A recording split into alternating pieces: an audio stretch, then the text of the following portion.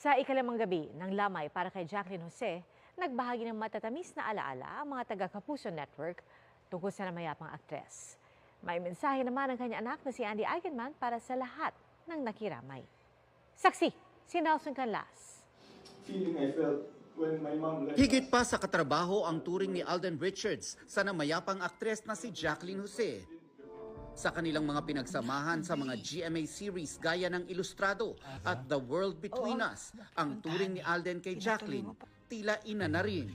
We all know how Tita Jane loves unconditionally. Yun nga po, parang ngayon, sa mga naiwan po ni Tita Jane, I feel it. Sabi ko nga kay Kuya Gap after the phone call, sabi ko, Kuya Gap, let me know how I can help kasi nanay ko rin yan.